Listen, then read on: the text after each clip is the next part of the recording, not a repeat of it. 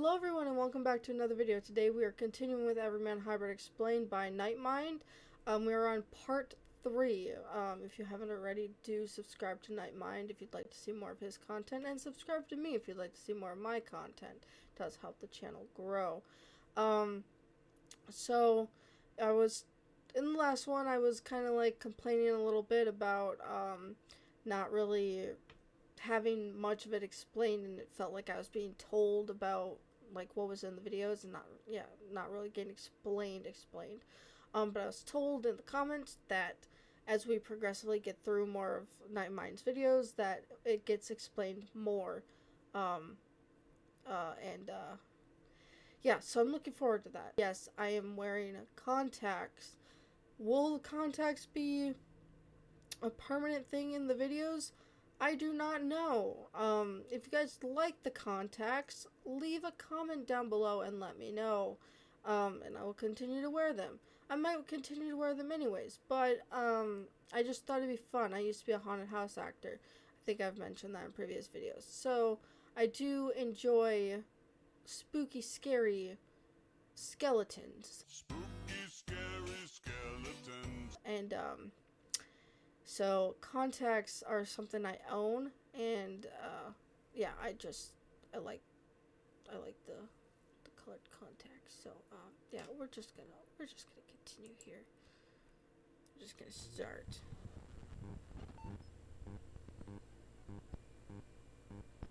I'm doing my work training at the same time, so if I look down to press a button, I'm just pressing to continue. Just if you're aware, or just so you're aware. My voice might be cracking a little bit because for some reason I lose it all the time when I am doing these reactions. Real heads. I just Okay, so this was a video we didn't see. Something really strange that's kind of happened to me. Postmaster seemed to have dropped off this unmarked letter to me. There's no return address, there's no real address, there's just my name written on it. So I wonder how it got delivered by the postman. I felt that it would be important for me to show you guys something that showed up on my doorstep. It's a letter. I'll just read it to you instead of explaining. It would make more sense that way. I appreciate that. It says, "Dearest friend, first, I must thank you once again for allowing me to work with these talented and esteemed Ren himself of Ren's Real Reviews. It is an honor to film anything in partnership with true professionals such as yourself, and I know I need to go big after the original director's cut. And receiving your correspondence to agreeing to collaboration was such an exciting moment. As promised, I'll be sending the first production cut to you. It's just finished, and it's taken me some wiggling through some odd postal systems, but it's on its way to your door now. Foreboding the smiley face."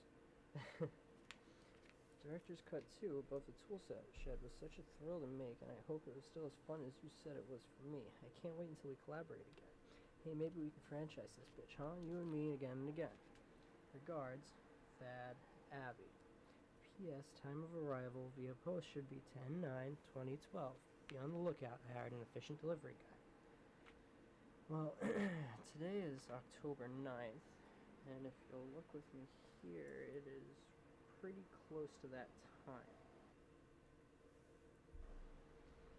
So I think I should show you guys that. If you'll take a second to notice with me here, maybe it would help if I turned on a light, but I want to show you the fact that there is no package on my doorstep. It's getting pretty close, but I don't think he's gonna show. It's just really strange, and if somebody's pranking me, I'd really appreciate it if they would stop. I work in peace. I need enough time to focus and collaborate my...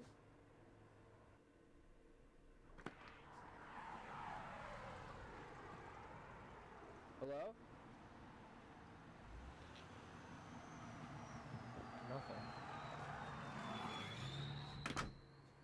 That was really strange. I don't know who would do that. That was a really weird knock, first of all. Oh? Okay, well, hold on a second. Can we just go back here? That is a weird... Is that one of those ovens? That's a weird spot to put that. That's a weird spot. One of those stove things. It's a weird, weird spot. Alright. Now this is getting kind of weird.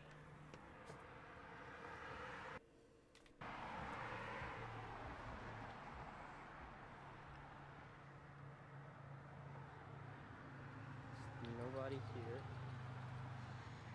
Sorry, guys. Give me 1 second.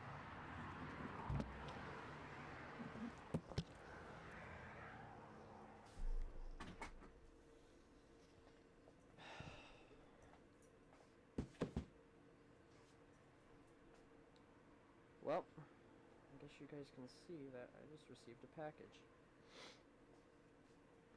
Taped on all sides.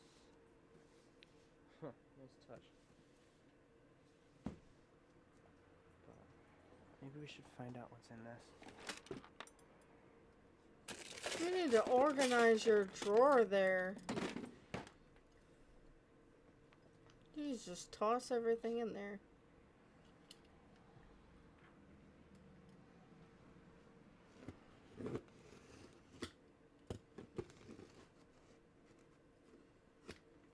God, he must use a whole roll of duct tape on this stuff.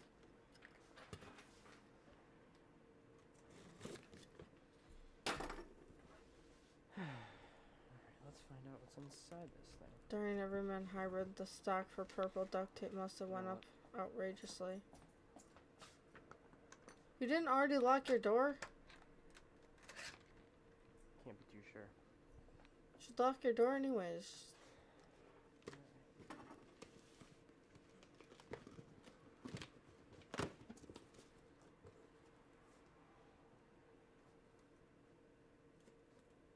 Huh. It's like opening one of those dark web mystery boxes. What a surprise. More fan mail. We haven't heard anything from Nightmind yet. Blank on the inside, except for this. By the way, a recording of live reaction commentary would be a fantastic bonus feature if you're up for providing one. Thanks again.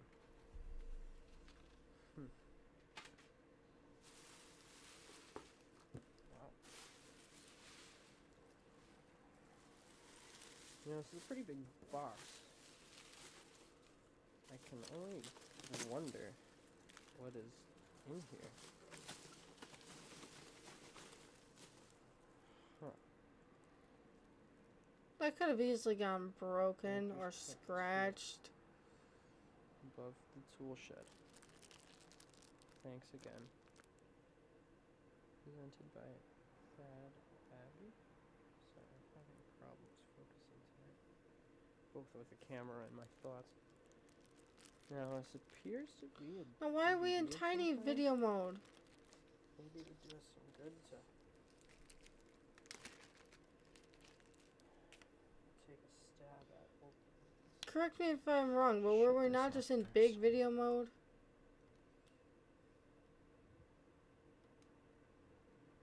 Quit out of here.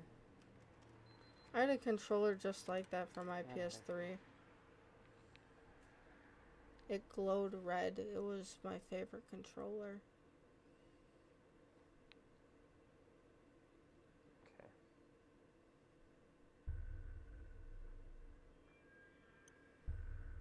Oh, here's Nightmind.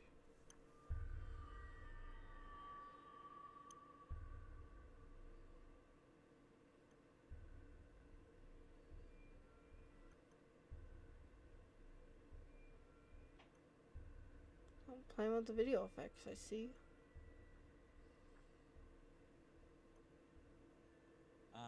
Human hell. Welcome back to Nightmind, friends. Thanks for joining me in the dark again this evening. It's time to get back to our new friends in EverymanHYBRID and their new member, Stephanie, who recently gave up her Tumblr blog in favor of more understanding company regarding her terrifying stalker. The new EMH crew has been doing surprisingly well this winter, but as usual, outside horrors refuse to let them live in peace.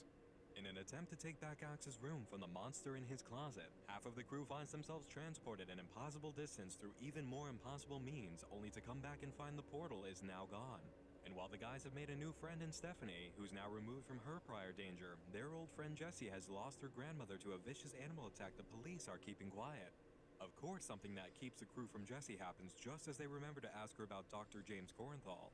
But then it's no surprise, as the monster showrunner behind the document leaks is very busy playing his own games and can't have rabbits running around unchecked. When we last left Habit, round 2 of the 7 trials had been completed, and rabbit number 52 was declared winner, granted the title of Warren Jester. The same day, Habit delivers more news to his followers. Trial 5 has been released. Part 1 of 2. Create a beautiful handmade gift for a loved one. Include a picture of the two of you. Part 2 shall be released within the hour. You have until Thursday. That is all for now. Habit ends up releasing the second part of Trial 5 in an email. Part 2 goes as follows. I hope you spent a great deal of time on your gift. You must now present the gift to the recipient if you have not yet done so. Either way, you must document your reclaiming of the gift. Tell them that this is a symbol of your relationship and of your love. And destroy it! Oh, I got it clarified for me that elimination meant that they were just eliminated. They weren't, unalived or anything. So, appreciate that clarification. Thank you. I can't take myself seriously with these contacts in.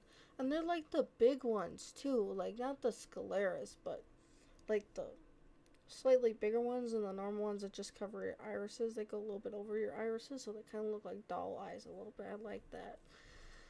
Makes me feel a little weird, though. I feel like I'm looking at an anime character, like anime eyes. Makes me feel weird. Maybe I should do like the anime eyeliner. You have until this Thursday, the 17th at noon, to upload your submission. Remind them who made you do it. Habit made me do it. Message with the link for confirmation. A few days later, activity comes up on the EverymanHYBRID Twitter, but it doesn't seem to be from any of the guys. Stop watching us. Oh god. Please stop watching. Again, there's no first initial signature to let us know who sent this, but it's a message unlike anything we've received. This message disappears soon after, just like the other phantom tweets. Thursday comes, and it's time for the rabbit's reckoning. 38 rabbits remain. If you have not yet received the confirmation message, you have been eliminated. Just got the text update on my phone. I thought we were done playing petty games, 7 trials. Nope. This interaction seems to jolt Habit's memory of how little participation he's seen from the EverymanHYBRID crew since the trials began. Later that day, he breaks into their Twitter account again to deliver a message. We haven't had any fun in a while, have we? Make haste, rabbits. The next day, the closest viewer to the location follows Habit's coordinates and finds himself in Memorytown, Pennsylvania. This is the very same place Dr. Corenthal picked up his children when they vanished one afternoon playing pirates and ended up 300 miles from home. At the coordinates, a box was found. A very large box. An old trunk covered in purple duct tape. The lid was decorated with the EMH arrows, and in the center, a message was carved with a blade. 5 out of 7. Inside the box, a deck of playing cards spread across the bottom mixed up with several gold coins, 3 matchbox cars, and a machete. The handle of the machete was wrapped in purple duct tape, and so was a final gift inside the box. A book covered in a trash bag. That book's title? Everyman and Other Miracle and Morality Plays. Stapled into page 36 of the collection was a Corenthal report dated December 14th, 1971, detailing the care of the mining town 4. Dr. Corenthal is again speaking to Dr. Roberts, this time admitting he was wrong about his hesitation concerning admission of the patients from the Pennsylvania fires. The patients are all doing well, especially when interacting with each other. Except for one. One of the children in my care, Jeffrey, is having a particularly difficult time acclimating to the home's routine schedule and cannot break himself from this dream that we have discussed a few times since his admission. It is quite apparent that these night terrors are stemming from a traumatic incident, and, when he describes the dream, it is quite clear that it has to do with the very violent fate that the rest of his family met back in Pennsylvania. Dr. Corenthal inserts the transcript of a conversation he had with Jeffrey on December 12th. I'm sorry to bother you again, Doctor.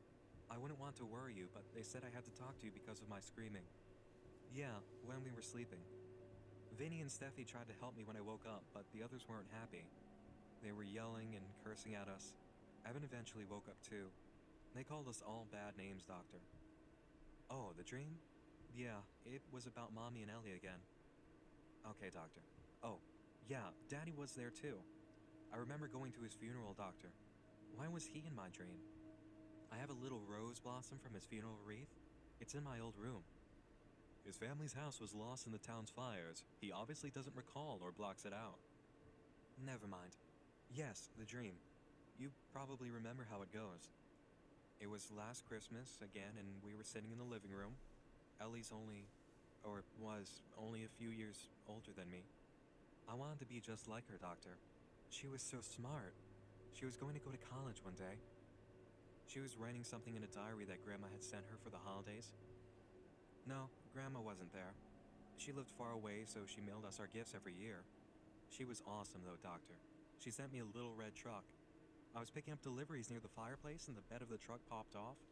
I was trying to click it back together when I heard the kitchen door open. Mom stood up. She was sitting with Ellie, looking at her writing. They were smiling and Ellie was describing something. Mommy wasn't smiling anymore. She goes away from us. In the kitchen, I hear this horribly loud bang. Something fell on the floor. Daddy comes into the living room and looks at the Christmas tree, then at me and Ellie. He's smiling. He was just hunting because he has his shotgun and is covered in chunks of some dead animal. Ugh. The blood of his mother, Roberts. He tells us, "Merry Christmas, lovies," and puts the barrel of his gun to the back of Ellie's head. Before she can say anything, he pulls the trigger. He walks over to me and kneels down in my face. He clicks the bed of the truck back together and hands it to me. "I love you, Jeffrey," he whispers and kisses my forehead. I take my truck and place it on the ledge of the fireplace. "Daddy, why did you do that to Ellie?" I pointed to the hole in Ellie's face. Daddy walked over to the Christmas tree and touched my favorite ornament, a little toy wooden soldier that he and I made over the summer. He taught me how to carve figures using his old knife, and I was so excited that he let me use a small piece of firewood we had collected for the winter to make a soldier for this year's tree. He bought some paint at the store in town and we painted it together. I asked the boy, "Jeffrey, what happened next? You stopped telling me about the dream." "Oh, yeah. Yeah, Doctor." He stopped looking at the ornament and looked back at me. "Son, the man made me do it." He put the shotgun's tip into his mouth and I hear the bang again. I wake up and everyone's telling me to stop screaming. Vinny and Steffi were holding my hand. They weren't telling me to stop. They were trying to help me. These night terrors have fortunately cut down to about twice a week at this point, Roberts. This is much better news than when the boy first had arrived. And wasn't that a most splendid week? Obviously, these relationships that he has developed within the hospital have been serving to help speed up his recovery. I have put in a request to move the children from their standard sleeping accommodations in the common hall to a new partitioned area. I want to try something, Roberts.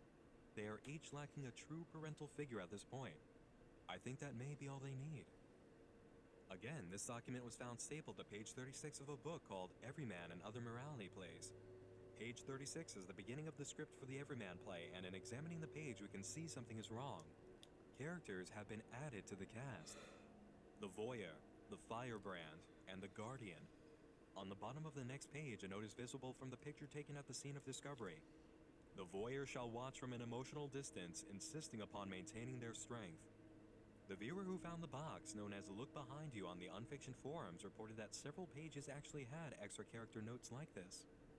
The Everyman play is a tale of God's judgment of man, with the character of Everyman serving as a symbol of humanity itself. As every man faces challenges and betrayals in the story, so will every man and woman who ends up before God in death. And it's actually the very spirit of death that comes for every man, delivering a message on behalf of God. It is every man's personal day of judgment, and he must come to weigh the value of his life. After pleading with death for mercy, death allows every man to seek representatives to stand by him in judgment and testify for the value of the life he's led. In the beginning of the play, a messenger comes forth to declare that the audience is about to witness a performance called The Summoning of Everyman. This will be a moral play, and it's in the best interest of the audience to pay attention. On the next page, at the top, we see the Voyeur, the Firebrand, and the Guardian enter as the messenger continues to describe the life of a person and then presents the character of God. God describes how he gave his life for humanity as Jesus Christ, but has since been forsaken by their sinful actions and neglect to honor him. Death is then summoned and sent to fetch Everyman for his judgment. Upon meeting Death, Everyman declares, "Alas, shall I have no longer respite? I may say death giveth no warning." Death then allows Everyman to speak to whomever he believes would go on a journey to be judged for help, but to hurry and not keep God waiting. Everyman proceeds to speak to Fellowship, who stands for general acquaintances and society, then to Cousin and Kindred, who stand for friends and family. All three of them in turn promise to go with Everyman anywhere, but in learning what he actually needs help with, they betray him and go back on their promises. Everyman looks to his material goods for help, who cannot go with him either. Good Deeds, his next approach, will absolutely go with him, but is too weak from lack of being fed to walk on her own. Knowledge, the sister of Good Deeds, swears to go as well. Everyman then attends confession, where he is absolved of his sins and Good Deeds becomes healthy enough to walk. Knowledge and Good Deeds are able to walk with Everyman to his judgment, and along the way, they join the characters of Strength, 5 Wits, Beauty, and Discretion. Everyman goes on the advice of his party to a priest to have sacraments made, while Knowledge and 5 Wits discuss the state of good priests versus corrupt priests. When Everyman returns and they begin the final meeting with Death, Strength, 5 Wits, Beauty, and Discretion all leave, with only Good Deeds and Knowledge waiting behind with him.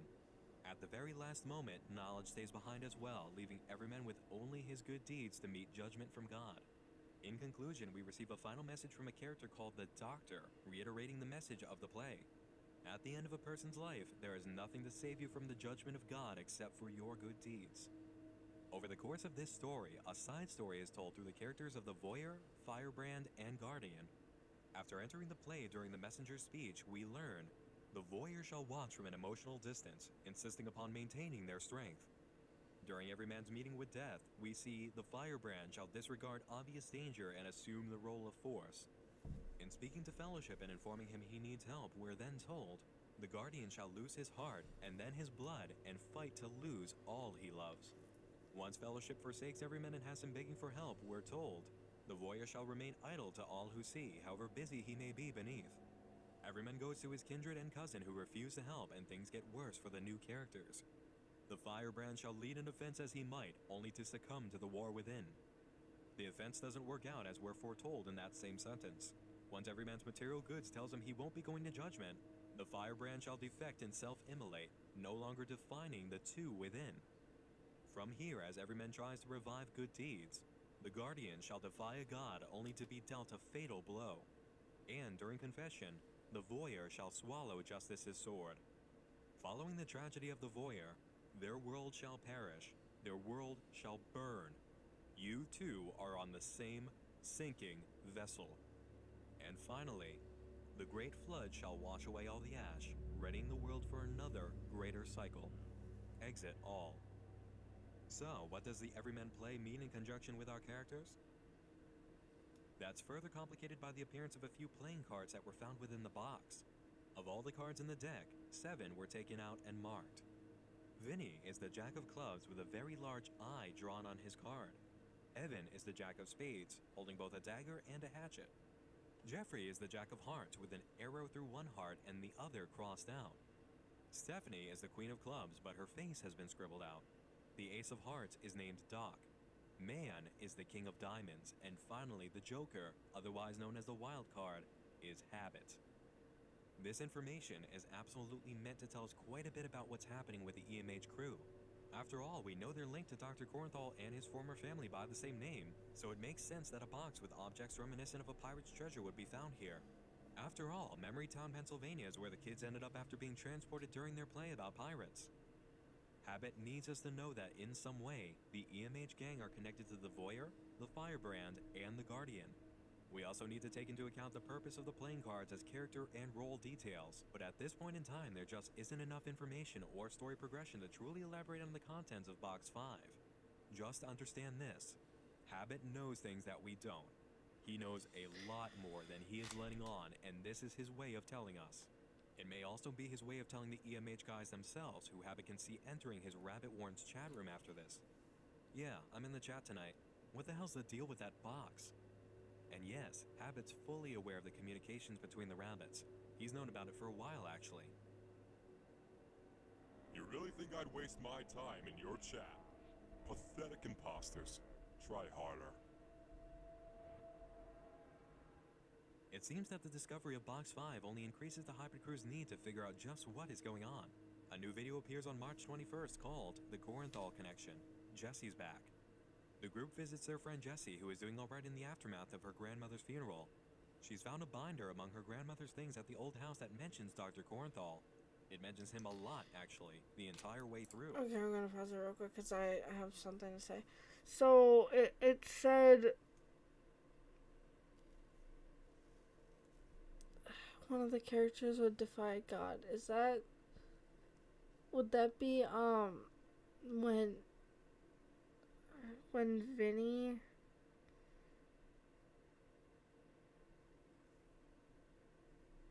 goes up against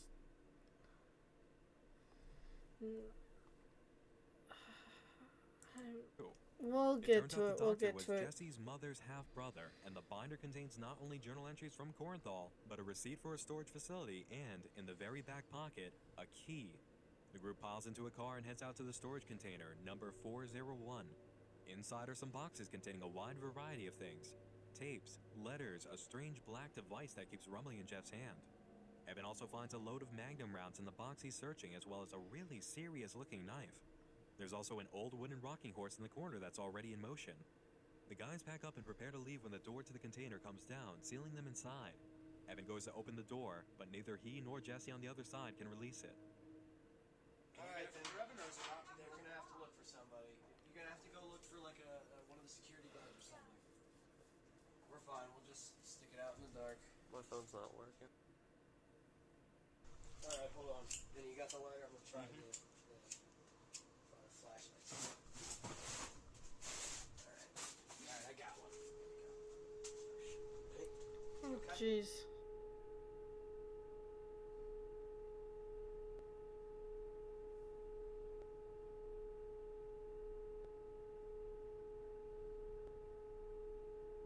Sorry, my contact had a reflection from my ring light, and I thought I saw something right there. It didn't help that the video was just being like that. Oh, thank God.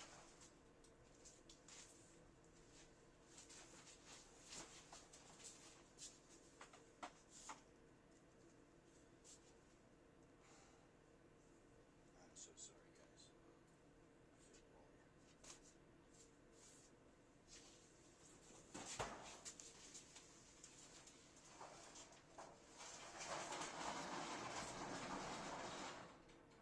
What the fuck was that?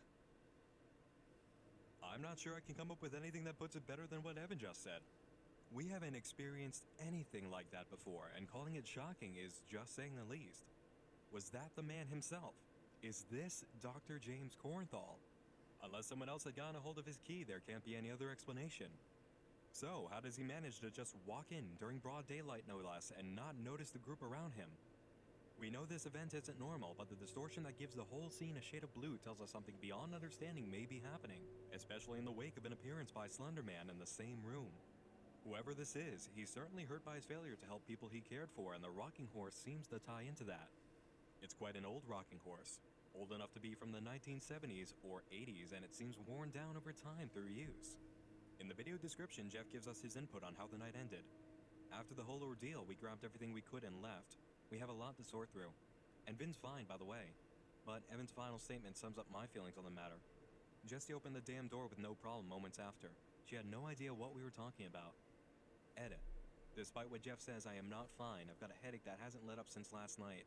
That and the fact we saw that man, who I can only guess was the doctor, has left us all a bit scared and puzzled. We have to keep pushing forward. Vinny. The next bit of activity comes from outside any of the usual channels 2 days later. A viewer in the area uploads an interview in which Jeff and Vinny are present, but neither of them seem to be doing too well. Vinny especially doesn't seem to be handling the current situation well when asked about how the effects were made for their Slender Man character. You were in episode 6 with Evan's house, and you turned into sideways, and you had the Slender Man with the whole shaking head. Like, I can't figure out how you guys even did that. We've explained this countless times in the videos. This is happening to us. We're just showing you guys what is going on in our lives. that's like preposterous. We thought so too.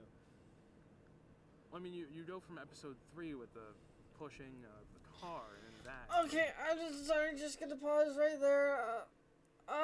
This is... Ow.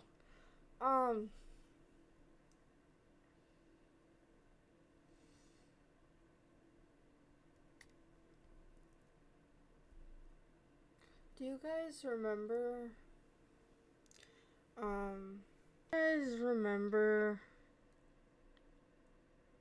this case right here?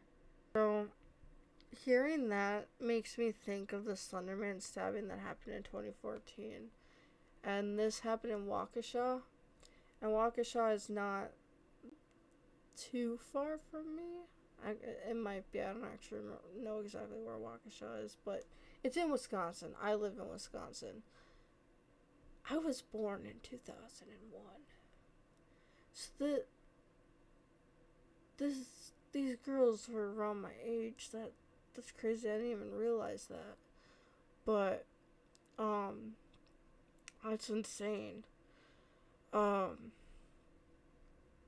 But this happened in 2014, and this is around the time of all these series that were being released. And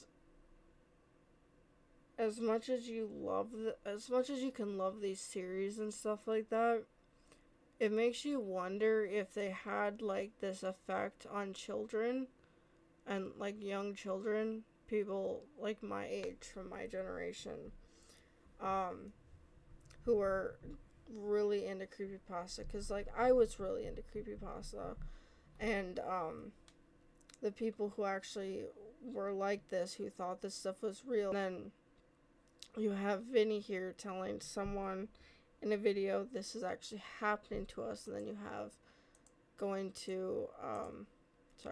you have this, like, these two girls who are thinking Slenderman's real and actually luring their friend into a wooded area to sacrifice her to a fictional character. And it's really sad to think about, like, beloved series like this, whether or not that they could have had a cause of this. Like, I'm not saying that, like, EverymanHYBRID and Marble Hornets and all that stuff, that they caused that, but when they are so realistic and they show that stuff, and I don't know. I'm gonna include this in the video just to point that out, but I'd like to make a little disclaimer here that Slenderman is not real, and please keep that in mind. So you're telling me this is real? There was no jump in technology. We didn't get better at anything. It happened to us. We have... I don't know. We called it or summoned it. So then wait, what's actually happening to... Do you mean this... Do you mean, like, your friend Randy's actually, like, dead? Hold on. And also, keep in mind that these series, like Marble Hornets and EverymanHYBRID, all after the fact came, at least EverymanHYBRID and Marble Hornets came out after the fact of making these series. Did like Marble Hornets especially came out with like Q&As and stuff, and like Marble Hornets made like the DVDs and helped to make a video game. I think they helped make Slender the Arrival, or it was Slender the 8 Pages. One of those two games they helped make. I don't remember which one specifically. And they've, like, some of them are on Twitch and stuff like that. They've been on panels. They inspired the movie Always Watching. Like, that was a Marble Hornets story. It's a very crappy movie, but they inspired a whole movie. EverymanHYBRID, they all have, like Evan has a YouTube channel called Zombie Love Juice. So he actually has a YouTube channel. I don't think he posts on it anymore, but he, like, I actually remember I watched one of his live streams. He was just painting D&D figures, and they all play D&D. And they have another channel called I don't remember what it's called, but and they did Q&As, like Ask EMH. So they've come out after the fact saying that this stuff is basically not real. So take it with a grain of salt, please. And I'm so sorry that I went off on this tangent. I'm so sorry, but Your friend? I feel the need to. I feel obligated to. Why? Why? Why? Why? Why? Jesse. Oh, my contact just like. Gotta get going, man. She's gone. Whew. What the? On April 2nd, Alex uploads a video in which he attends a show by the band The Free Drink Refills, including John Maynard Jr. on guitar and Dr. Rossum on drums. Now, John Maynard Jr. could mean that this is the son of the original John Maynard who died in the hospital fire, but his position is labeled as student, and the John Maynard who died was just the housekeeper who made a mistake that caused the explosion. Not only does Maynard's description here fit with what we know of the John Maynard who died, but Dr. Rossum is on drums, just like Jeff said about the Free Drink Refills lineup. If the John Maynard who died was John Maynard Sr., it still doesn't make sense for his son to be here playing in his honor if that's the case.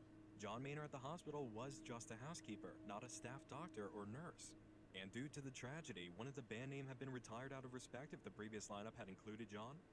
Once again, information regarding what happened at the hospital and what was told to Jeff is conflicting. This is impossible. There's one other oddity to take notice of though. The song being played is Hotel California, which also played on the radio in Jeff's car during the video Ash and Waste as they encountered Slender Man on the road. There's an instance of audio clipping here, just as there was an instance of visual distortion in Ash and Waste. Alex goes on to announce that he'll be making more videos from now on since he's become active again. Sorry, He work films just parking called on her me. new bed and finishes up with footage of his own band's performance. On Twitter, the EMH guys reveal that they've really gotten past the incident in the storage facility and are now reviewing their findings. Slowly working on this gauntlet of material. Contraband. I'm guessing a few hundred photographs. Quiet week. Quiet's good. It's been a while, guys. A lot of material to sort through still. We've been looking through the pictures and files and whatnot since the night at the storage unit. I've Many been of the recording pictures for appear to be the doctor with 44 friends and minutes and I've families during only various 29 trips. minutes to do The this video. documents seem to be Jeez. copies, or in some cases, the originals, of the letters we've been learning about through these caches. We're trying to piece all of these random bits together and nothing particularly stands out. Of course, we still have loads to sift through. Something that's bothering me is this metal container, though. There were a few bits of film negatives at the bottom, shreds, nothing tangible, and a label that read HPL CORJAM 1984/2005. The guys haven't a clue either. That's pretty much it for now. We've learned a bit more about the dog, but not much more than we already knew. We at least have proof that he, existed, and was apparently good friends with many, many families with young children over the years. We'll see you soon, hybrids. Here's to another potential letdown. Jeff. A few viewers and friends suggested that we check out the Hopewell Public Library. I feel fucking stupid for not considering that. Alright, the people in Hopewell had no freaking idea what I was talking about. Driving back home, the world-shattering revelation hit me. We failed to recall that the free public library of ours is located in Hamilton.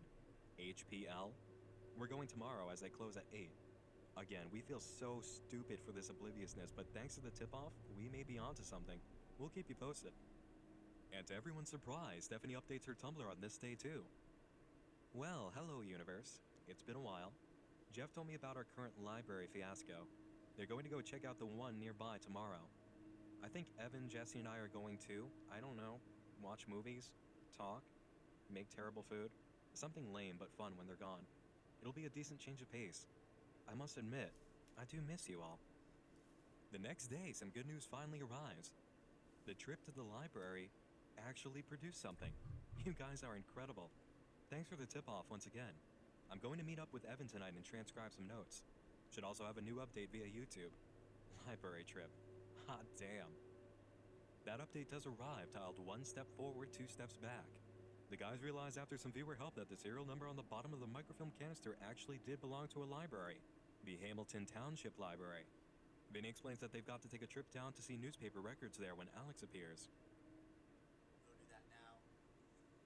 See what we us? To the library? Yeah, we got some stuff with that box and all that stuff we got from that room. Alright, let me ask Mom real quick. Alex, you know that? I know, man.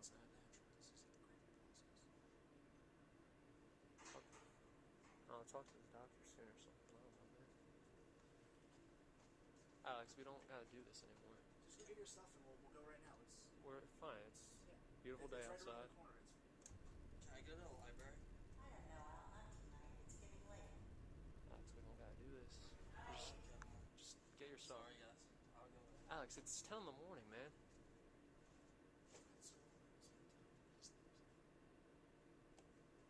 It's confused. We knew before that Jeff allowed his brothers to speak as if their parents were still alive as a self-comforting behavior, but this is taking things to a dangerous level of legitimate delusion. Yeah, Still, Jeff and Vinny head off to the Hamilton Library. Already, things are looking better upon entering the building. While talking to the girl at the desk, Lexi, Vinny got her phone number. The guys continue on the search through the computer archives and also remember to check out Officer Matten of the Pocono Police Department, which means they've definitely read Cornthal's journal entry regarding his day in Memorytown picking up the children after they vanished. Later, Jeff and Vinny find the number for the Pocono Police Department and give them a call. My name's Jeff. My name is Jeff. I'm looking for an Officer Matten. My name's Jeff. Okay. Oh. I'm sorry. No, I won't call back. I'm sorry to hear that. Thank you. Yeah, Officer Matten killed himself last year. Last year? Yeah, I mean, he was older. Fucking off himself. As horrible as it sounds, why does it seem like all of our leads? They're just dead. Dying. Footage picks up from Evan's perspective as he plays Scrabble with Alex while Jeff types up their library findings. More than a few pertinent news articles. He says he can't get into their MediaFire account for some reason. Something about a password change. The articles are a mixed bag on Cornthal. Half of them praise his work, the other half challenge his sanity and mention police questioning and pursuit. The last article is from a time when the doctor lived in the area of the park on Baldpate Mountain, where the group filmed a day in the life and ended up after entering the non-existent crawl space from Alex's closet.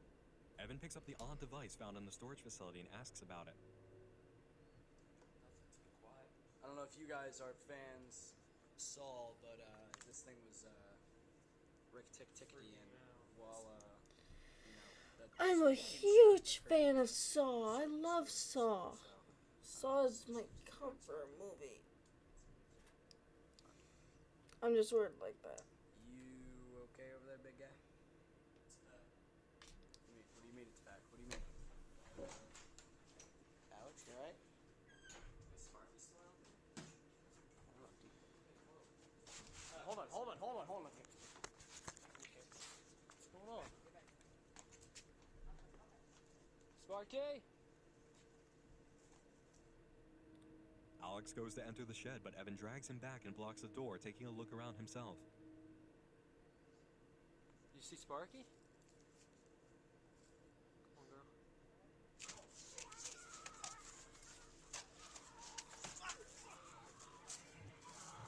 Man.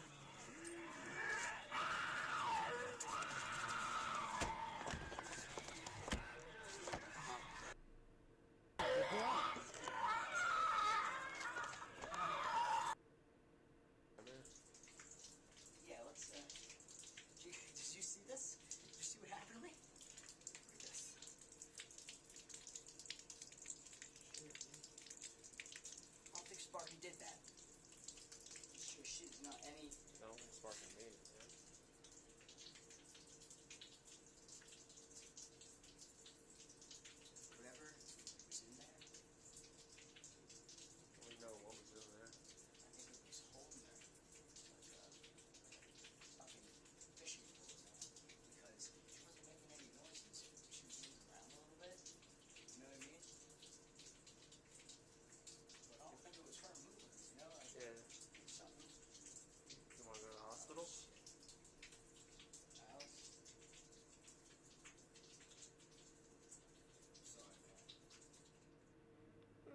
placed in Alex's closet came back, and this time it took something with it.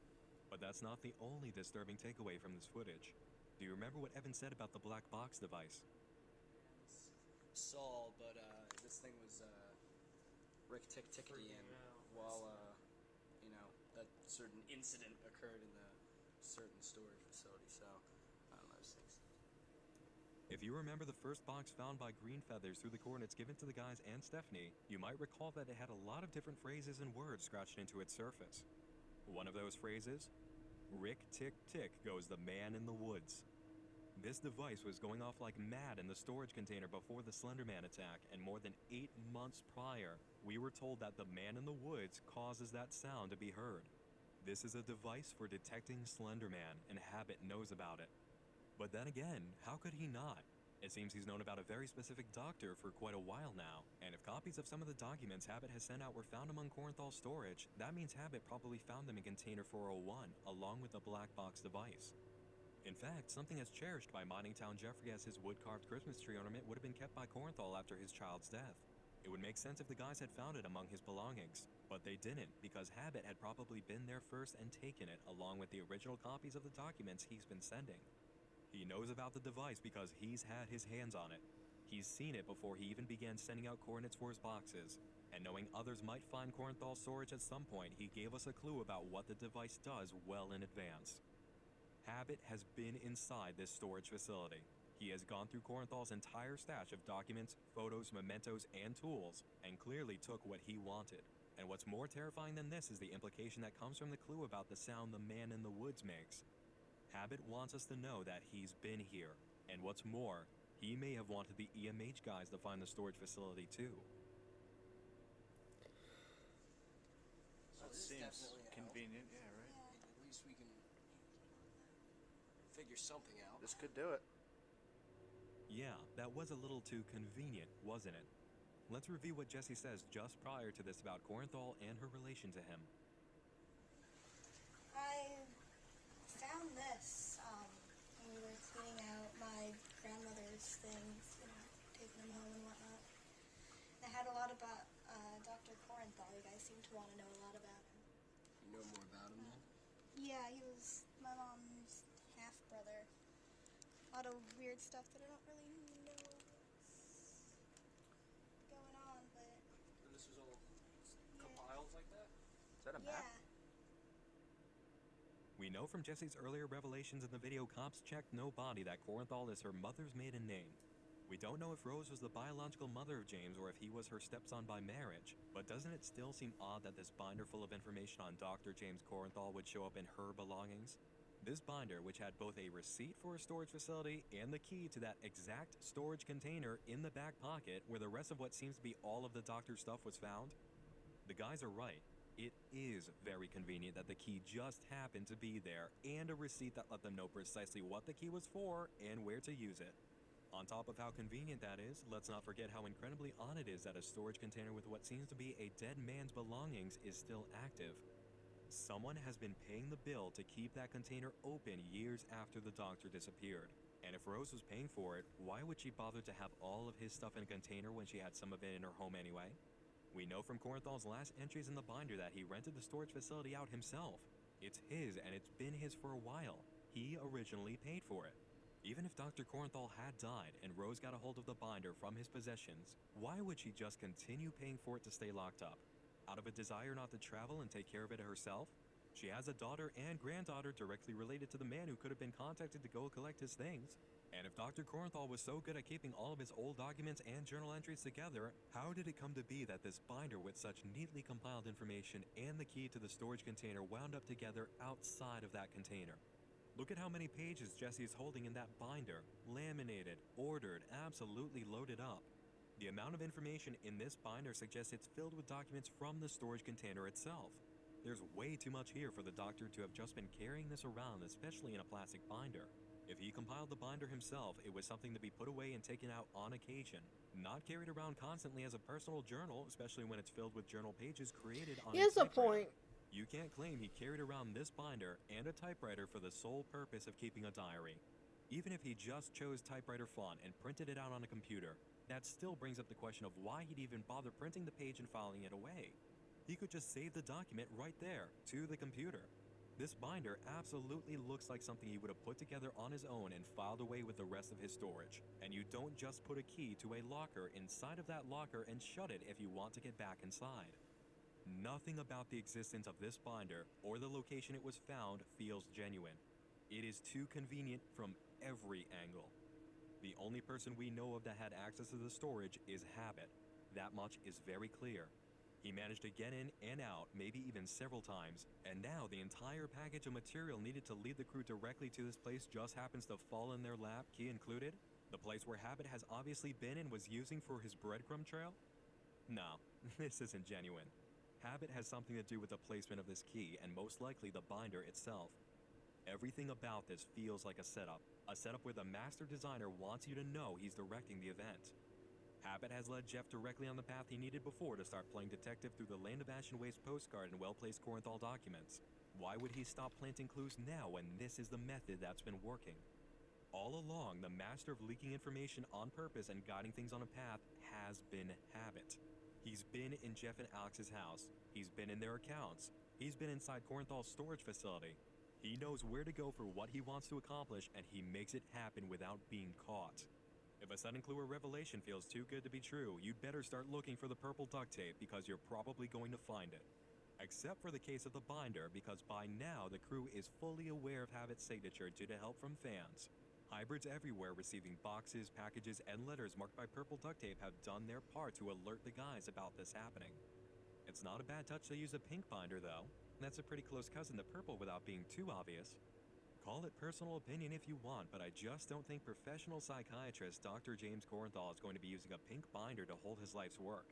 Rose might have used one, but again, can we really imagine Rose was the person who put this binder together? The color of the binder may mean nothing, but we know Habit far too well by now to go on without questioning certain aesthetic choices he makes. Again, this entire event is far too convenient to be legitimate. Finally, Present, things Abbott are being continues to show his true explained. colors and ever-present attention by responding to the latest EMH video.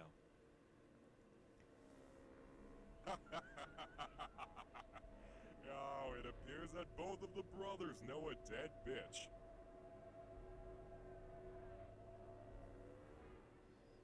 The guys leave their findings from the library on a file shared through a link in the video description. Notes from the Hamilton Township Public Library digitalized microfilm collection. Some grammar might be off due to my hand feeling as if it were dying in the transcription process. We'll see where this goes. Jeff. Disgraced doctor spent an evening in the ER, May 23, 1984. This comes a few years after the apparent death of the mining town 4 under Corinthal's care. Sporadic practitioner of pediatric medicine, James Corinthal spent several hours late Tuesday night in the Good Samaritan Regional Medical Center, receiving stitches in multiple locations on his body after an incident in a local restaurant. His assailant, whose name was not released at the time of this report, spent the night in the county prison and was released early the next morning. In a brief response to questions concerning what invoked such an attack, Corinthal stated, "I was only looking into the history of my children's former lives. The locals simply didn't want anything to do with me." Corinthal is known for his work in the Fairmount Children's Home, Ohio, and the troubling incidents involving his adopted and since deceased children. Traveling physician honored at banquet, generously donates, June 2, 1993.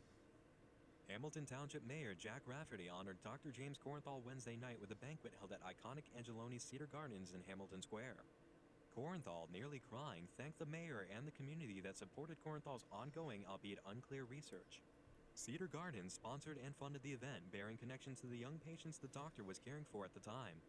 Local families were treated to music, games, and the mayor's appreciative speech, culminating in a surprise announcement from the doctor to donate a generous amount of money to the Hamilton Public Library. Corinthal's generally private and quiet wife also was flown in for the event, procuring a tearful reaction from the doctor. Physicians sought for questioning, flees authorities, October 11, 2002. Jack Willers, 43 of Monroe Township, was found dead in his garage early this week. A preliminary investigation reveals many signs of a struggle between Willers and an unknown suspect. Investigators state that their findings show signs of a struggle lasting a few hours at the minimum. Monroe Township Police sought to contact James Corinthal, MD, after finding that he had a brief meeting with the family hours beforehand to meet Jack's troubled son for the first time. Corinthal is not immediately a suspect. However, his flight is a concern worth noting. Suspicious doctor ducks authorities again. Charges pressed. March 2nd, 2003. Following the double homicide of Drew and Maureen Henson of Bourbon County, police are issuing a warrant for the arrest of the deranged James Corenthal. The couple have been found brutally murdered with signs of an intense struggle in their newly purchased home early last month. Although no immediate evidence signals Corenthal's involvement, the fact that he had met with the family earlier in the day to discuss the condition of their suicidal daughter raised some flags. Suspected children's doctor flees yet another murder, August 16, 2005. The entirety of the River Road/Lambertville corridor was shut down early Monday morning. Police warned of a highly dangerous suspect in the region after finding a small eatery massacred in downtown Lambertville. The inside of the restaurant was likened to that of a riot implicating a massive fight. At least a dozen bodies were found in the aftermath of the skirmish, with the total count unclear. A security feed shows the suspect, James Corenthal, fighting off the victims. Corenthal is first seen backing into the frame, leaving investigators to believe that he had induced the riot. He was last seen fleeing the eatery and into his car. The vehicle was found discarded less than half a mile down the road on Fiddler's Creek Road. Corenthal is suspected to be hiding out in the state park. A couple of weeks pass before any activity stirs. Stephanie updates Can You See the Words in response to a viewer question. Just wondering, how is everyone doing after losing Sparky? Especially Alex. He wasn't doing too well in the beginning of the last video with that stereo incident. He's doing well enough. They buried her the next day. Alex has been like that as long as I knew him. I tried to talk about it with the guys, but they don't really know what to do. It really tears at Jeff, I know. The next post on Can You See the Words comes about a week later, but it's a video about serial killer Ed Gein, and the poster is definitely not Stephanie. I thought it was Keen. Damn, I love those skull balls. Say what you will about that lady suit, but a women's skin is fucking smooth. Not their best work, but I'm still flattered. Mark was a good kid. Stephanie's blog has been inhabited for sure. Now she is no longer in control of her online accounts, along with the guys. It's not clear if any of the group knows yet. The next EMH activity comes in the form of a tweet from Jeff. Just emailed our longtime viewer and friend, Glenn, about my parents. I need a break. Glenn shared the contents of the email with the Rabbit community, and it turns out that Jeff and Alex's parents had died in a car crash the year before. Their vehicle had gone underwater, and they didn't escape in time. Alex has sound clips of their parents' voices because he once recorded them in an attempt to make abstract songs similar to Animal Collective, one of his influences. He spent the year after their parents' death in a severe state of denial and had many psychiatric evaluations. It's only lately that he seems to be abusing the recordings of his parents' voices. Before returning to his own Twitter account, Habit leaves one more post on Stephanie's blog. Roasted bottoms. The link goes to the Wikipedia article for Albert Fish, a pedophile who killed and ate some of his victims, then wrote letters about it to one of the parents describing his actions. It's lovely to be back, rabbits. Trial 6 released. Oh, yes, you know the routine. Create a damn video of the event and email it to me. The trial again comes in the form of an email sent to the remaining rabbits. Forgive me, miscreants of the world, for I've had a few prior obligations of higher priority to attend to. Let's get back to the fun, shall we? Your objective for the 6th trial of our tournament shall involve public unrest. Crawl out from under your damned rock and gather a group of at least 10 supporters. With said group, conduct a legal protest at your local municipal center, town hall, capitol, what have you, and demand the immediate removal of your current despot. Suggest a kinder, gentler leader. Yours truly. Have at least one supporter carry a large sign bearing the phrase Habit 2012 and maintain the protest for at least an hour. The more visible of a protest you create, the higher your notoriety within the tournament shall rise. Keep it peaceful, rabbits. I don't need a bunch of batshit crazies locked up in county prison being the ones that carry my name. Finally, on June 7th, someone wakes up to what's happening with Stephanie's blog. Evan. He posts on her behalf saying that she's completely done with the blog. It belongs to Habit now, and she doesn't want to see any more of what he wants to put up. Evan suggests viewers stop looking at Can You See the Words entirely and just use the EMH email account or other channels as a means of contact now. The next bit of action comes from a very unexpected source. The Warren Jester himself, Rabbit number 52. Though the videos are no longer public, the Warren Jester originally posted a video stating that he was unable to perform Trial 6. His county's laws made it impossible to put on the protest within the time limit of the trial. The Jester stated that he thought he'd be put out of the competition because of this, but he got lucky. Just after the release of Trial 6, he received his package from Habit for winning round 2. Understanding that Habit needs him to open the box for his game to continue, the Jester offered an ultimatum. Habit could either pass him through to Trial 7 in exchange for opening the box and recording its contents, or the Warren Jester would hold it hostage. Trial 6 ended earlier this week. 8 rabbits remain in the tournament. Rabbit number 52 has been granted passage to the next trial. I have yet to decide what to do in regards to his gambit. Number 52, you sicken me. But I applaud your tenacity. Suck a railroad spike. That is all for now.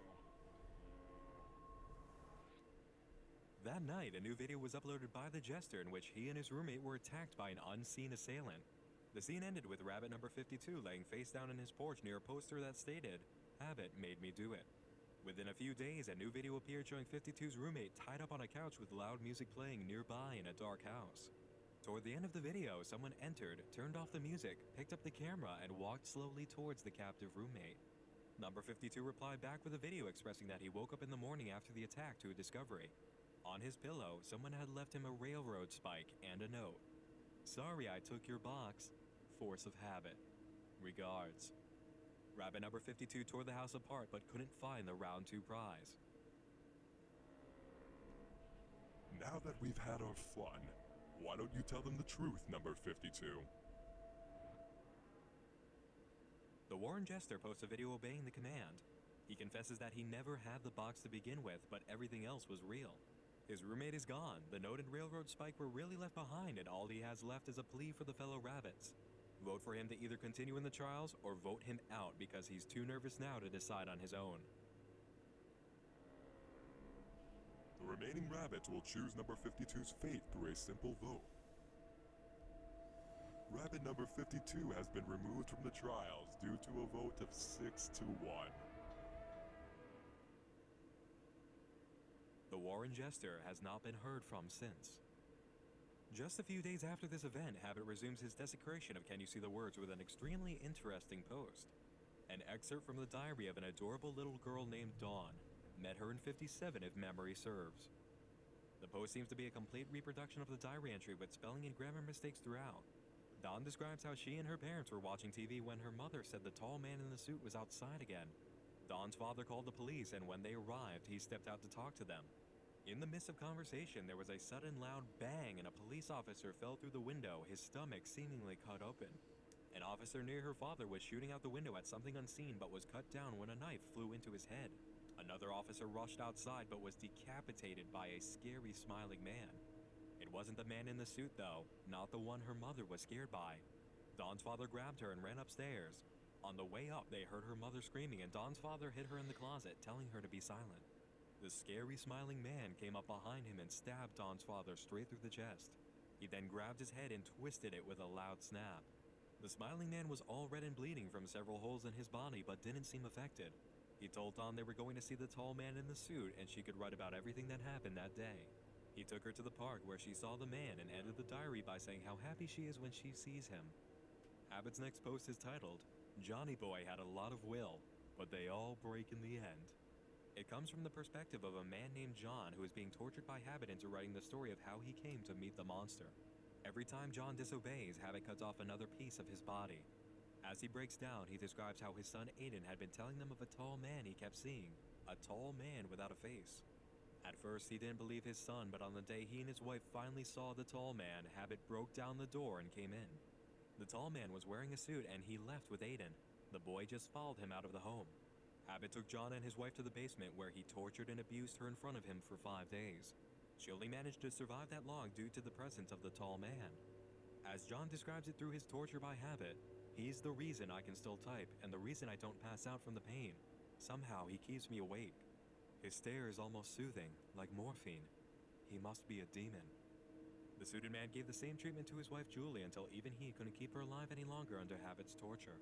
Once she was dead, Habit moved on to John and began his slow dissection of the man until at last, his story was written and he couldn't survive anymore. On July 12th, the MH guys upload a new video recapping the past couple of months, May and June. Jeff opens the video with a recording that states something happened the night of July 4th that needs to be seen. He doesn't sound well. The following clip is entirely unexpected.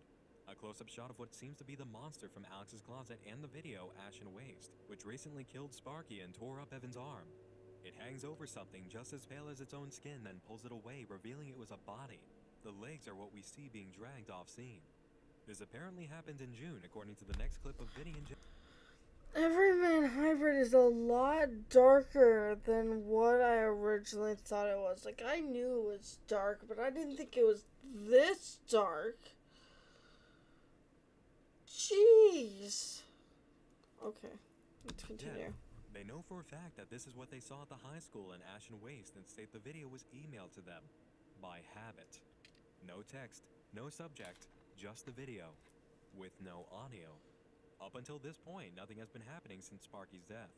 They've been investigating the Korthal storage and library findings, and, speaking of the library, Vinny's now dating the girl he met there named Lexi. Good The for group him. tries to get back into a more normal routine next by hosting a movie night with their friends, Jesse and Daniel. Alex is around too, of course, and comes in just in time for the show. Al, Yeah, what's that? Sparky. What do you mean, Sparky? Sparky like an imaginary friend? I mean, Sparky like the dog I had for the last 4 years.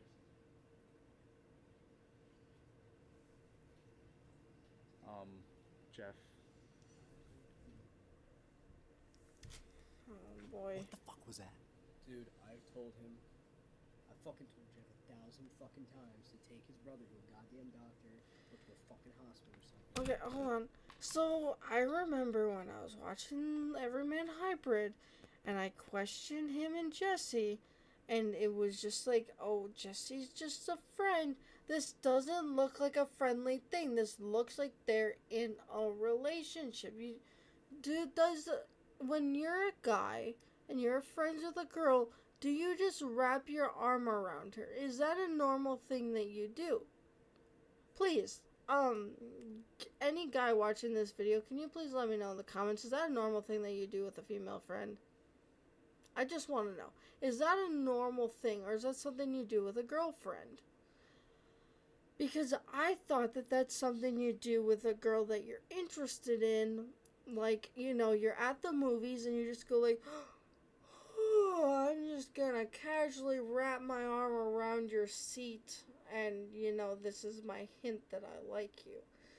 I thought that that's what that is. Like, but he ends up with Stephanie.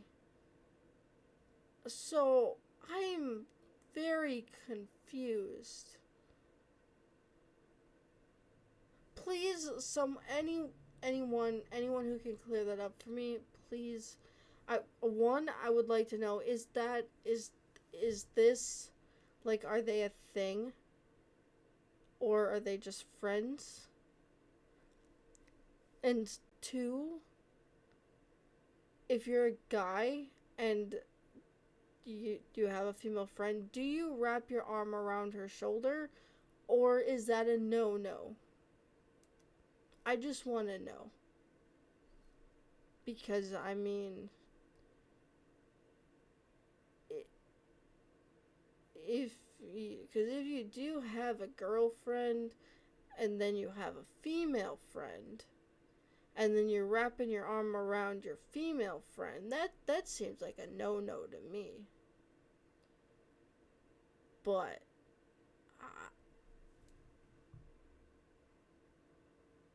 I don't know. Please let me know in the comments if you can. Thank you. Much appreciated. Let's continue. But he just keeps saying, I gotta protect him. They'll take him away. I gotta protect him. They'll lock him up. Or some shit. Well, if he keeps letting them do this, he's gonna get put away. Yeah, or fucking, like, I don't know, go crazy and fucking burn their house down or kill himself or some shit. It's fucked up. I thought we were supposed to be normal. In mid-June, Jeff shows off the black box device and explains that nothing's been discovered about it. Whenever they've tried to make it work, it stayed silent. In late April, Evan expresses he's okay after the attack by the monster that took Sparky. Jeff shows Evan a picture they found among dozens of others in Corinthal storage. There's a young boy in a pool next to a father figure, and Evan expresses it looks exactly like him as a child. On the back, there's a description: James and Evan. The only problem is, Evan doesn't know anyone named James. Finally, the clip from the 4th of July. The group and Daniel are sitting around discussing Daniel's failure to buy appropriate fireworks. Vinny halts the conversation when he hears something which Evan and Jeff also hear immediately. Alex is holding the camera and is told to stay with Daniel as the guys get up and go. Evan retrieves a machete from under Vinny's van, which he describes as the emergency machete, and they head out to the shed to finish arming up the group. They head into the woods, still in disbelief that Alex and Daniel can't hear anything, and again, Alex is told to stay back, but follows anyway.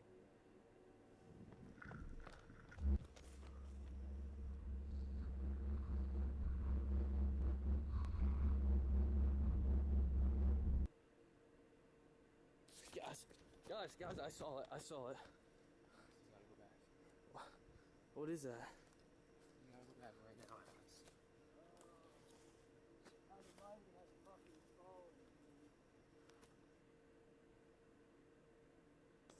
Are you guys okay? Is that your blood? Guys. Why did you do that? Why were we doing that?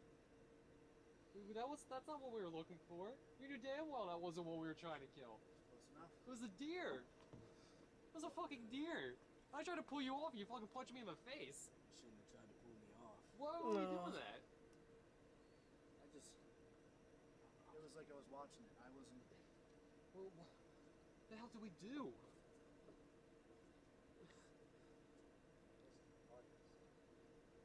We were all there, man. We have it on tape. Guys, we need to call 911 right now. This isn't. No, we're fine. Shit, we gotta go burn a deer. We're fine. This isn't ours. Whose blood is that? It's a fucking deer, bro. Give me back my camera. Though it's still not entirely clear what happened, it seems that Evan tore a deer apart in the woods in close proximity to Jeff and Vinny, and did enough of a good job destroying it to cover them in blood. But that's not the only video uploaded to the channel that day. A new Morse code video appears, this time with a title that stands for the letter C. If you take the letters spelled out by the Morse code titles and read them backwards, they spell out a single word: chaos. In this final Morse code video, there are 3 major sequences of footage intercut with each other.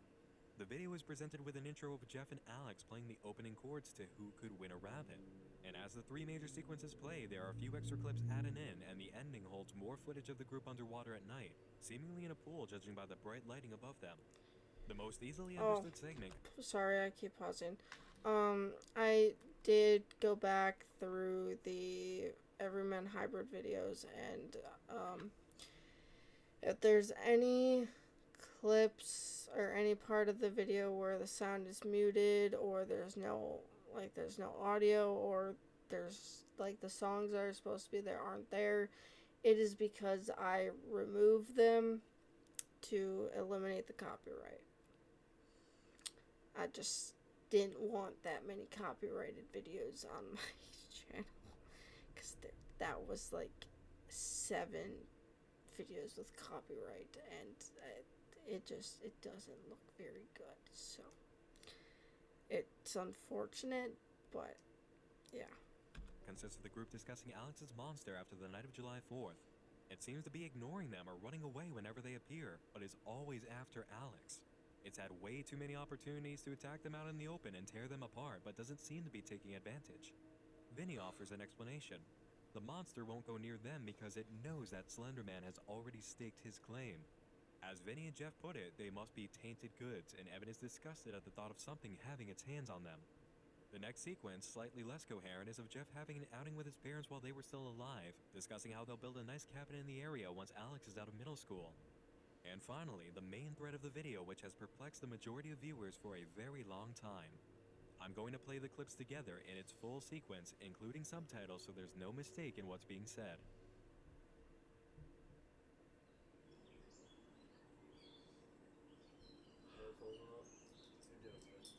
Remember, don't have any keys. So if anything goes down, you gotta protect the package.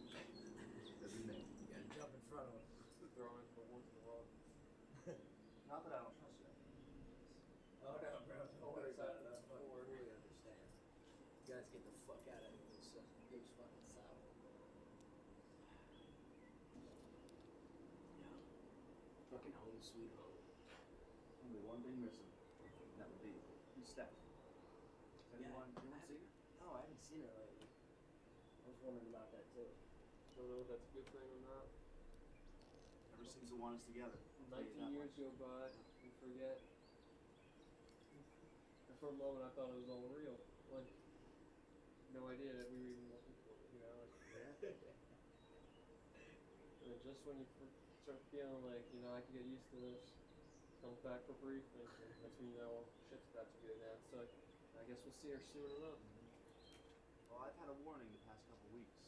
I guess you can call them weeks. I don't, you know, who knows time with whatever the fuck we are.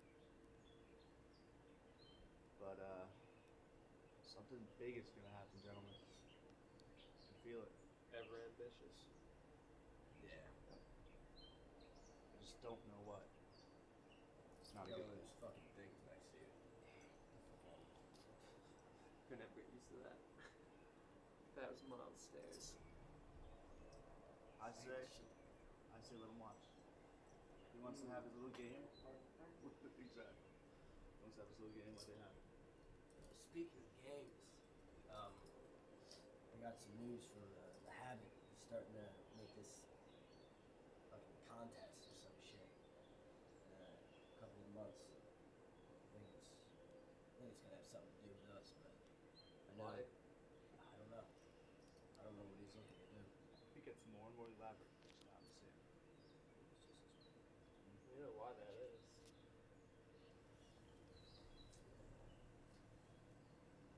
So I don't know if you guys know, but he got a doctor. How long ago was that? 5 years. Yeah, he put up a hell of a fight though. God, he's a You of all fucking people champ. would know. Oh shit, yeah, man, right here. Boom. That's like 30-something years that guy trucked on. For us. It was all for us, too. And if he didn't piss off those fucking guys.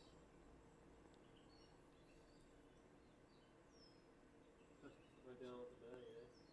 Yeah, he did. He did. That was always the style. Yep. Oh yeah, I expected nothing less than. Well, I guess when we're done this iteration, me and this little war buddy talk with him. So we won't be the American Legion. But Something like that. it's the start, though. Alright. Yeah, I'm going good. We're done, Jeff.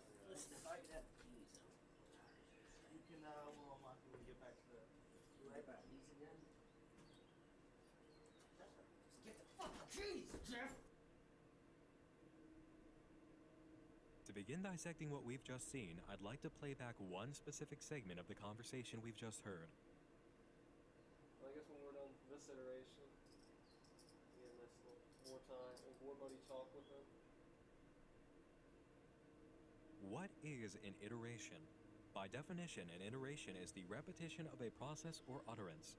The action or a process of iterating or repeating, a procedure in which repetition of a sequence of operations yields results successfully closer to a desired result.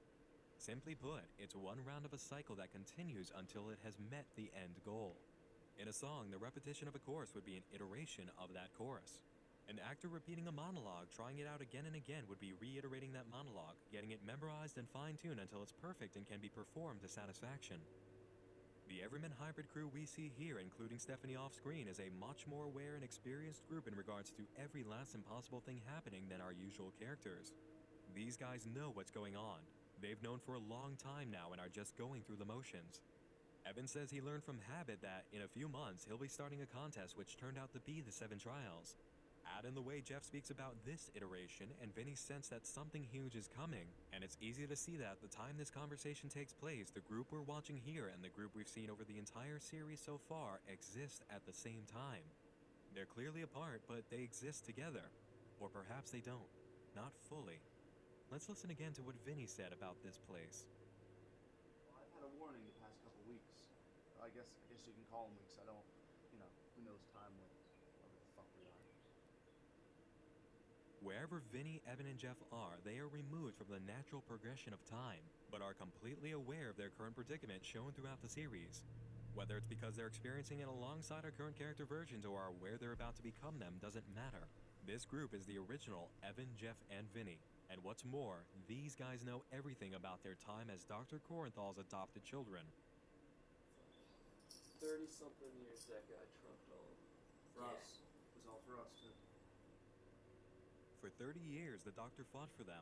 This lines up perfectly with what we know from his documents. The last of the Mining Town Four seem to have died or disappeared in 1981. This video was uploaded in 2011. It really has been 30 years.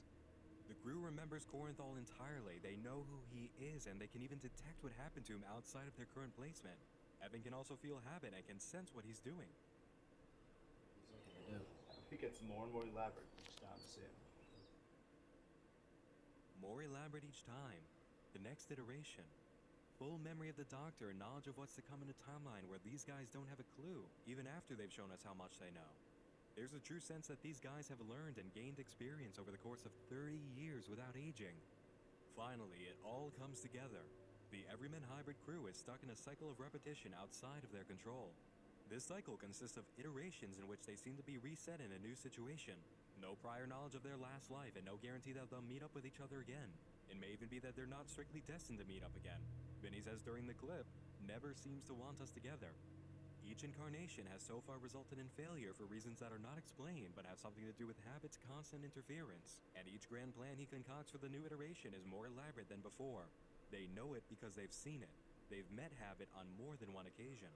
But it seems like Habit isn't strictly the one lording over them. As suggested in the same video during the segment from the current iteration, Slender Man is the one who possesses the crew.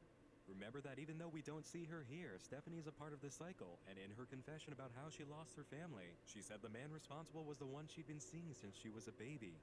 If the Everyman Hybrid crew is really under Slender Man's control, and they keep going through new iterations in some kind of cycle, it makes sense that Stephanie would see him since childhood. He is haunting her from infancy because he owns her, just in the way he owns the guys. Slender Man owns them in this universe, and once the new iteration begins, he follows them straight through. We know Slender Man's been involved since the iteration with the Doctor. He's the one that abducted the kids from his home and transported them 300 miles. He's the one called Man that Vinny blamed for eviscerating Reverend Green. The character named Man is also responsible for Jeff's father committing double homicide and then killing himself. During the Korenthal children iteration, Slender Man was with the kids constantly. It doesn't seem like Habit is the controller. He's allowing information to bleed through to Evan and seems very eager to interfere with their lives. Look how often Habit's tried to let us in on exactly what's just been revealed. How many lives have you led and spent? A pirate's treasure in one of the boxes placed in the very town the children wound up during their pirates game as Korenthal's kids. The documents all over the place describing the Korenthal iteration so we know it well enough, and now, this video, the last of the Morse code titles. Habit has been giving us secret videos all along the guys can't see to suggest what's really happening. Do you remember how often the crew changed clothing for no reason or performed certain actions in certain places they can't remember? How about the revelation that there were 2 trips to Baldpate Mountain similar to a day in the life, but only one record officially exists to the crew? Habit's Morse code videos haven't been nonsense. They've been a showcase of footage during previous iterations as well as the current one, and they're hidden from the guys in the iteration we're watching. The event of trying to watch the hidden videos caused the group to have a bleed-through, in which they temporarily relived their past lives as Korenthal's kids. It was meant to be a giveaway for viewers that the iteration phenomenon is occurring. The group was exposed to footage from other iterations, triggering some kind of cosmic transmission all the way down the line. And beyond that moment, we see events such as the break-in at Evan's house played in live time, showing us that it seems to have happened twice, but with different clothes for reasons we didn't understand. This is not an accident. Habit is showing us that it did happen twice, just in the way that their trip during a day in the life happened twice. The clips we've seen from the Morse code videos and other secret appearances come from different iterations, while the videos we've seen in their entirety are from the current timeline. This is also the explanation for the clips we've seen that just don't fit into the story as we know it right now. They're from different iterations, or quite possibly, they're events that haven't happened yet. Remember how Jeff received the USB containing 2 out-of-place clips? That footage from 77 of 76.avi comes from an event that happened about a month after it was viewed. When Jeff finally saw that corrupted file on the USB, he was seeing footage from the future passed down to him months in advance. And speaking of that USB, what else did we see from the time it appeared that let us know what was happening? Why did God create a dual universe? So he might say, do you not like me? I I am alone. And it might be her. A dual universe. Two existing worlds at once. Jeff had to have realized when he watched the first file on the USB, 78 of 76, that the footage of he and his friends was impossible. He didn't take it. He didn't even do the things in it. It couldn't be real. Vinny confirms it's not possible in the description by what he writes, and in every instance prior where the guys were asked about breaking down doors, they had no clue what fans meant. As Jeff watched the footage for the first time, realizing it wasn't them, only one explanation could come up. Another Jeff, Evan, and Vinny existed in another universe. Now this brings up another point. 78 of 76 and 77 of 76. The titles themselves suggest they're from the future. Both files are additions to a set of 76, a closed set that cannot accept any more items. There's no such thing as rating something 11 out of 10, and you can't title something 77 of 76 or 78 out of 76. Your Pokemon card. More evidence of the iteration phenomenon is Jeff's story about the hospital when they rescued Stephanie. We have two stories about what happened that Sunday night, which are absolutely impossible in conjunction with each other, yet both of them have to be true by the accounts Jeff took for evidence. The appearance of John Maynor and the free drink refills later and the security guard's presence during Stephanie's rescue confirms this. The event Jeff read about in the email had to have happened in the previous iteration because John Maynor and Glenn, the security guard, died back then. But John's clearly alive now, and there was a security guard on that exact shift working who caught them. Somehow, a bleed-through occurred between the previous iteration and the current one, merging the timelines. We have several cases of footage being taken of the guys that can't be possible on days we've seen ourselves and can confirm didn't happen. There are events the guys have experienced firsthand with reports that conflict totally with the reality we witnessed, as well as footage of the same nature. Habit, the orchestrator of all the strange boxes and documents, has been leading us this entire time to realize there was an Everyman Hybrid group alive in the 70s, and there's an exact replica now. He even asked us, how many lives have you led and spent on the document that sets up the Pirates game history to deepen our understanding? Then, when we receive the Pirates game box in Memory Town, Habit's rewrite of the Everyman play includes the narration, "The great flood shall wash away all the ash, readying the world for another, greater cycle. Exit all." Who's the one character in this entire story whose presence is related to a flood? Slenderman, the monster who owns the Everyman crew. Once their world has burned, he comes and renews the stage to begin another cycle in the play they're doomed to keep performing. And just to confirm that Slenderman owns him as his own personal acting troupe, Habit provides a clip in which we have a very experienced, very knowledgeable Jeff talking about iterations with an Evan and Vinny on the same level of awareness. The evidence is overwhelming.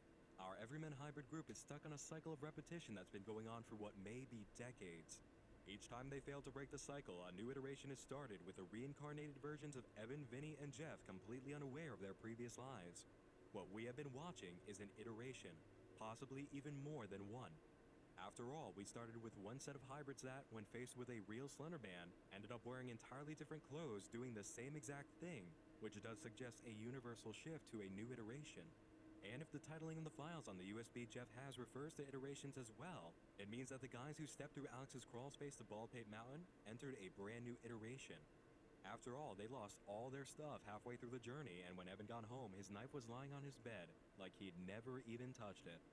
Then, of course, the crawl space is somehow gone when they check again, even though it was in the very memories Jeff and Alex have of their house.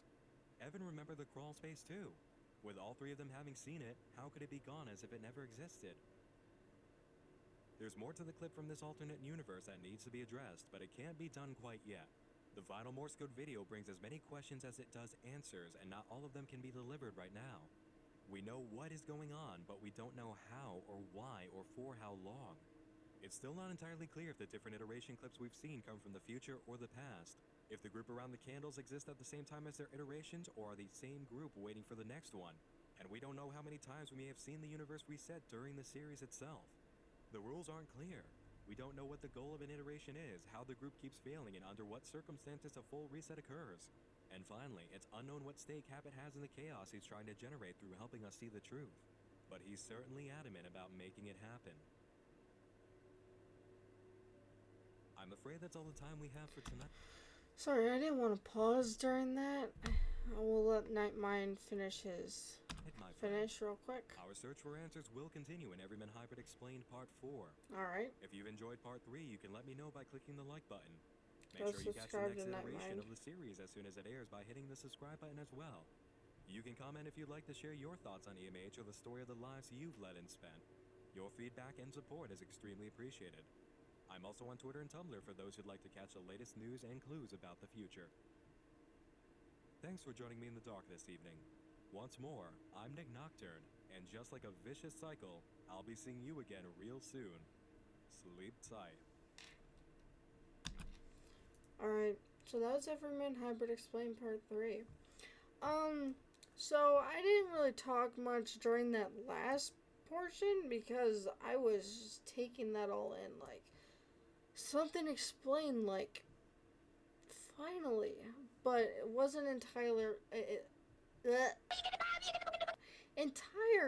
explained because we don't have all the information yet, but an iteration, okay, so that's new, that's complicated, so now we know that there's a lot going on here, there's a lot to this story, that there's, I mean, we knew, that there was a different, like, at the end, like, the last few videos when Vinny learns about the Princeton tapes and everything, that there was another Vinny and everything, and we knew that.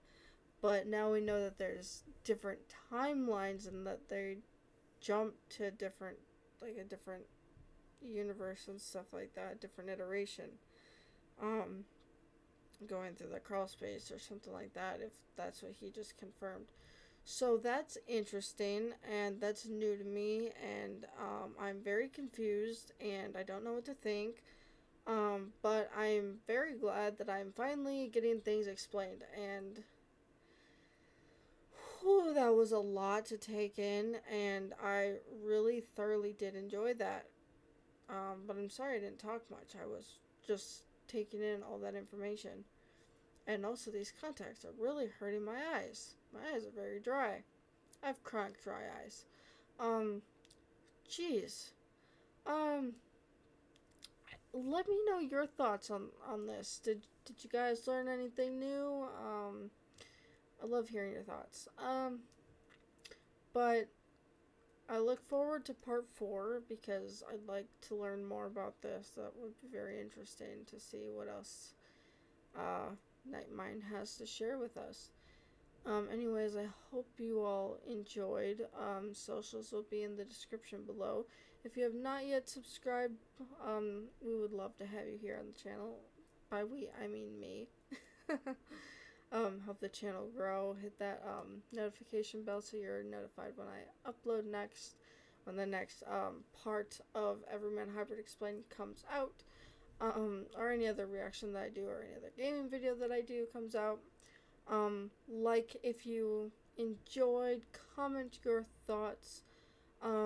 Anyways, I'll see you all in the next video, and have a great rest of your day, whatever time zone it is for you. Bye.